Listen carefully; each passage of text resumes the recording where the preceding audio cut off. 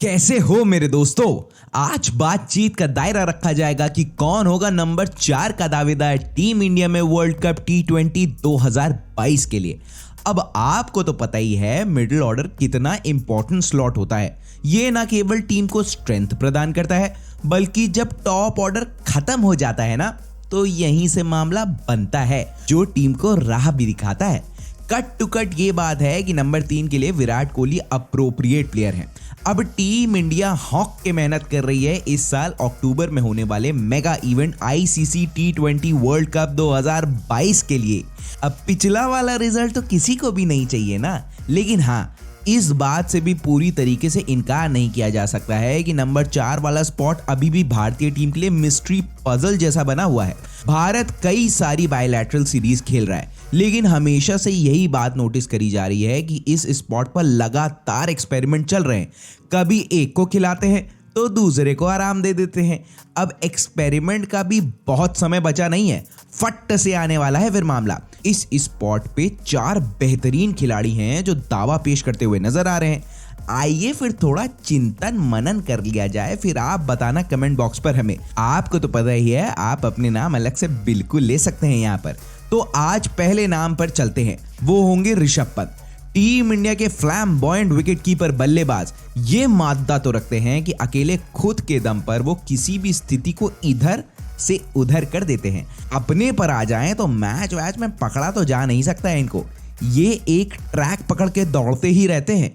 ये बात है कि T20 में ऋषभ अपनी काबिलियत उस तरीके से जस्टिफाई अभी तक नहीं कर पाए हैं, लेकिन टेस्ट और ODI में, अब ODI स्पेशली वो आखिरी सीरीज डिसाइडर में इंग्लैंड के विरुद्ध शतक, ये दिखा दिया भैया पंत ने कि देखो फॉर्मेट कोई भी हो, इंटेंट मैच को खेलने का क्या है इनका। अब इनके जैसे इंटेंट वाला बंदा बहुत इंपॉर्टेंस होल्ड करता है किसी भी स्क्वाड के लिए। अब काबिलियत है तो टीम मैनेजमेंट कहीं भी खिला सकता है, लेकिन जो अग्रेसिव अप्रोच इनका रहता है उसके लिए ये अपनी दावेदारी को नंबर 4 के लिए तो ठोकते ही हैं। अब सिचुएशन कोई भी हो, ये जाने जाते हैं अपने नेचुरल गेम के लिए जो है एग्रेसिव ब्रांड ऑफ क्रिकेट। अब इसीलिए आइडियल कैंडिडेट वाली श्रेणी में ये आते हैं। एक बात बहुत इंटरेस्टिंग है कि पंत बहुत अच्छी तरीके से ग्रूम हो रहे हैं। इन्होंने अपनी गलतियों से सीखा है। पहले ये आते थे तो आते के साथ ही रगड़ा जैसा चलाते थे, लेकिन लास्ट मैच की इनिंग्स देखने के बाद से पंत ने क्रीज पर समय बिताया है, रुके, जायजा लिया, अकॉर्डिंग टू द सिचुएशन खेला और उसके बाद में तो कट लूज किया। ये चीज बहुत इंपॉर्टेंट है नंबर 4 के खिलाड़ी के लिए, क्योंकि विषम परिस्थितियों में स्थिति के अनुसार ही खेलना होता है दोस्तों। चलिए एक नजर इनके T20I ग्राफ की तरफ भी मार लेते हैं। तो ऋषभ पंत ने 50 T20 इंटरनेशनल खेले हैं, जहां पर 44 इनिंग्स में पंत ने 768 रन बनाए हैं। 22.59 का बैटिंग एवरेज है और स्ट्राइक रेट है इनका 124.47 का। इन्होंने अपने करियर में 3 अर्धशतक मारे हैं और इनका हाईएस्ट स्कोर 65 रन का है। स्टैट्स थोड़े बिलो पार हो सकते हैं, लेकिन एबिलिटी नहीं, क्योंकि इनकी मैच विनिंग काबिलियत को आप सिरे से नजरअंदाज कर नहीं सकते हो। तो अपने पास्ट एक्सपीरियंसेस से सीखकर ये आगे बढ़ रहे हैं और बहुत हैंडी हो सकते हैं नंबर 4 के लिए। विकेट कीपिंग में तो कंसिडरेबल परफॉर्मेंस है जो बहुत अच्छी हुई है इनकी। चलिए फिर दूसरे नाम पर चर्चा करते हैं, वो होंगे सूर्य कुमार यादव। वैसे देखा जाए तो अभी रॉक सॉलिड अगर नंबर 4 की पोजीशन के लिए कोई लगता है तो वो सूर्य कुमार यादव उर्फ अपने स्काई भैया ही हैं। सूर्य कुमार यादव मिस्टर डिपेंडेबल की तरह इवॉल्व हुए हैं भारतीय मिडिल ऑर्डर में। इनके पास बहुत रेंज है। इंडिया भले ही कितने क्राइसिस सिचुएशन में क्यों ना हो, लेकिन इनसे उम्मीदें बहुत होती हैं और हाल फिलहाल के मौकों में इन्होंने डिलीवर भी करके दिया है। इनके पास फास्ट बॉलर्स के खिलाफ काफी शॉट्स हैं, पुल अच्छा मारते हैं, फ्लिक भी मारते हैं। विकेट्स के पीछे जो इनका पिकअप शॉट आता है ना, अरे दिलकश। और ना सबसे अच्छी बात यह है कि सिर्फ T20 brand of shot selection नहीं है इनका स्टैंस बहुत अच्छा है। और आप इनके ग्राउंडेड शॉट्स पर भी अगर नजर डालें तो काफी रिस्टी और क्लासी शॉट्स खेलते हैं ये, जो क्रिकेट में प्योर टेक्स्ट बुक शॉट्स खिलाए जाते हैं। सूर्य कुमार यादव की बात जो पॉजिटिव इनका सबसे बड़ा है वो है वी में खेलने वाला अप्रोच, और मैदान में किसी भी कोने में कोई भी बॉलर के खिलाफ बड़े बड़े हिट्स लगाने वाली एबिलिटी इनको अलग और खास बनाती है। अपने बहुत ही ब्रीफ T20 करियर में सूर्य कुमार ने 19 मैचों की 17 इनिंग्स में 537 रन ठोके हैं। 38.36 का बैटिंग एवरेज है और भैया स्ट्राइक रेट तो इतना भिन्नाट है कि जाके सीधा 177.23 पर क्लॉक करता है। समझ रहे हो ना मामला, कितनी सुताई करते हैं फिर ये। करियर में 4 अर्धशतक हैं और भैया की वो 117 रन वाली पारी कौन ही हाल फिलहाल में इंग्लैंडियों के विरुद्ध भूल सकता है। तो एक शतक भी है। अब खास बात भी बताता हूं मैं आपको, छोटे से 19 मैच के T20I करियर में यादव ने 29 छक्के मार के किनारे कर दिया है मामला। नंबर 4 पर इनकी मौजूदगी सुपर से ऊपर रिजल्ट दे सकती है, क्योंकि वक्त और नजाकत के साथ गियर्स बदलना according to the situation Sky भाई साहब को बहुत अच्छे से आता है। यादव एक स्पेशलिस्ट T20 बैट्समैन है और उनका ये अनुभव टीम इंडिया को बहुत काम आ सकता है, क्योंकि IPL में सूर्य कुमार बहुत समय से शिरकत कर रहे हैं और उनका रिकॉर्ड बहुत ही प्रोलिफिक है वहां पर। इस समय यादव ICC T20 रैंकिंग्स में नंबर 5 की पोजीशन पे है, तो आप खुद ही समझ रहे होंगे क्या मामला हो रहा है। चलिए फिर तीसरे नाम की तरफ चलते हैं। ये हैं श्रेयस अय्यर।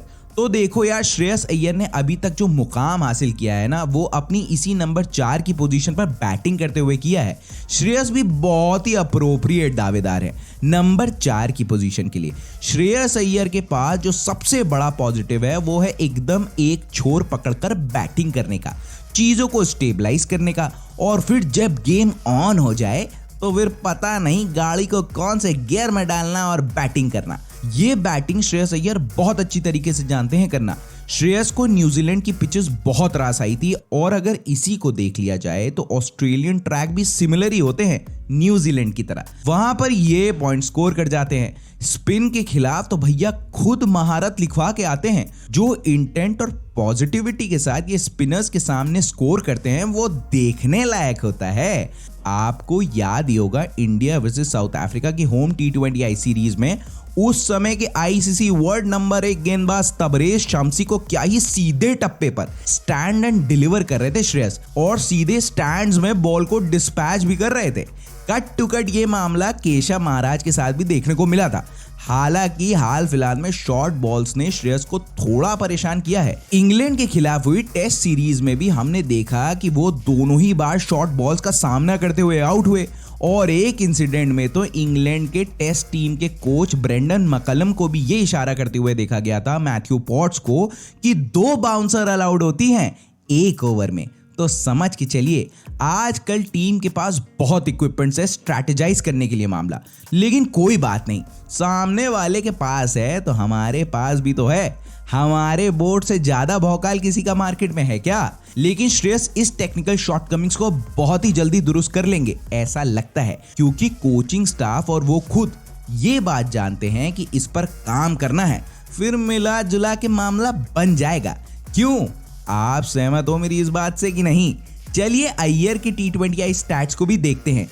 तो 42 मैचों की 38 इनिंग्स में अय्यर ने 931 रन स्कोर किए हैं 34.48 के बैटिंग एवरेज के साथ।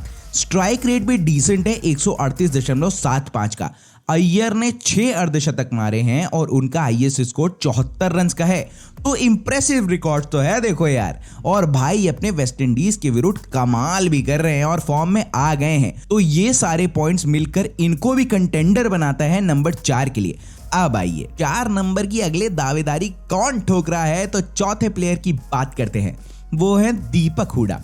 यार चाहे कुछ हो, लेकिन इनकी प्रोग्रेस रिपोर्ट देखकर सच में अच्छा तो लगता ही है। हाँ, इनको इंटरनेशनल अरीना का एक्सपीरियंस अभी कम है, मैं मानता हूं, लेकिन कम एक्सपीरियंस होना कैपेबिलिटी को डाउट नहीं करवा सकता है कभी भी। आपने कहीं ना कहीं सुना तो होगा, दोनों हाथों से मौके का फायदा उठाना, लेकिन भैया ने तो पता नहीं कितने ही हाथों से फायदा उठा लिया।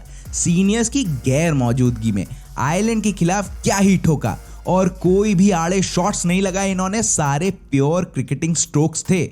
इनका प्रोफाइल भी बैटिंग ऑलराउंडर का है, क्योंकि ये ऑफ स्पिन भी करते हैं और कुछ क्रूशल ब्रेक थ्रूज निकाल के देते हैं। दीपक हुडा हाल फिलहाल के दिनों में टीम इंडिया के लिए T20 फॉर्मेट में प्रदर्शन भी बढ़िया कर रहे हैं, और लखनऊ सुपर जायंट्स के लिए मिडिल ऑर्डर में जो इनकी परफॉर्मेंस थी ना, उसने ये सब मामला ऐड ऑन करके दिया दीपक को। उनके कॉन्फिडेंस का संचार तो वहीं से हुआ ना दोस्तों।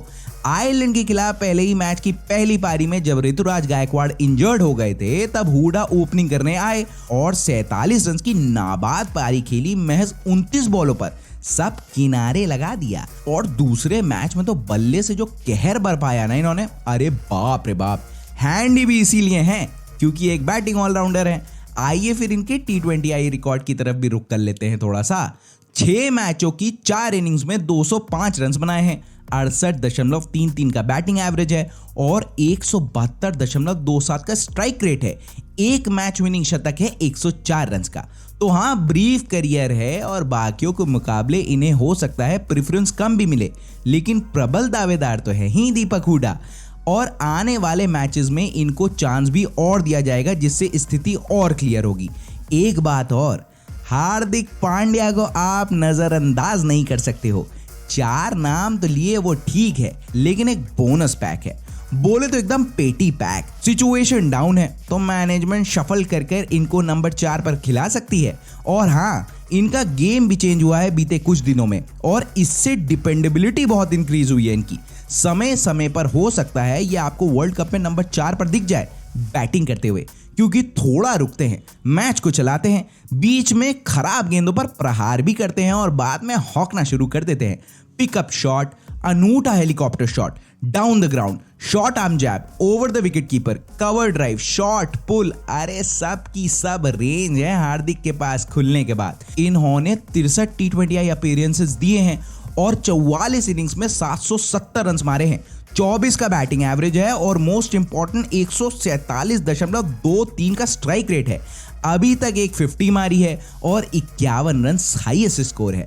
बॉलिंग में इनके नाम 48 विकेट्स हैं, जिनमें इनका बेस्ट बॉलिंग फिगर है 33 रन देकर 4 विकेट्स और इकोनॉमी रेट है 8.46 का। तो यूटिलिटी आप समझ रहे हो। हालांकि यहाँ पर प्योर बैटिंग और नंबर 4 की बात हो रही है, लेकिन ये कुछ पॉइंट्स हैं जो नजरअंदाज आप कर नहीं सकते। पहले 4 तो रेस में बढ़िया कॉम्पीट कर रहे हैं, क्योंकि कंपटीशन के लिए आइडियल चॉइस वो लोग हैं ना। और सच पूछिए तो भारतीय क्रिकेट के लिए बहुत अच्छी बात है कि हेल्दी कंपटीशन बढ़ गया है टीम में स्पॉट्स को लेकर, तभी तो सब पुश कर रहे हैं अपने बेस्ट देने के लिए। आपकी क्या राय है मुझे कमेंट बॉक्स पर बताना। आप भी नाम बिल्कुल बताना, मजा तो उसमें ही आता है। कुछ छूटा होगा ना मेरे से तो पहली फुर्सत में माफ कर देना मेरे दोस्तों। आज के लिए बस इतना ही। कैसी लगी आज की वीडियो? अच्छी लगी हो तो लाइक और शेयर हर्रा के दबा देना। चैनल पर पहली बार लैंडिंग हुई है तो सब्सक्राइब कर देना। अगर कंटेंट आपको अच्छा लगा हो तो फिर इतना सब जब कर ही रहे हो तो बेल आइकॉन जरूर प्रेस कर देना। अरे उसी से तो ये पता चलेगा स्विंग की वीडियो आ गई है मार्केट में। फिर मस्त अपनी सुविधा अनुसार वीडियो देखना, जहां भी जैसे भी देखनी हो। लेकिन हाँ, अपना और अपने घर वालों का बहुत ही ज्यादा ध्यान रखना, वो बहुत इंपॉर्टेंट बात है। ठीक है, फिर कल मिलते हैं।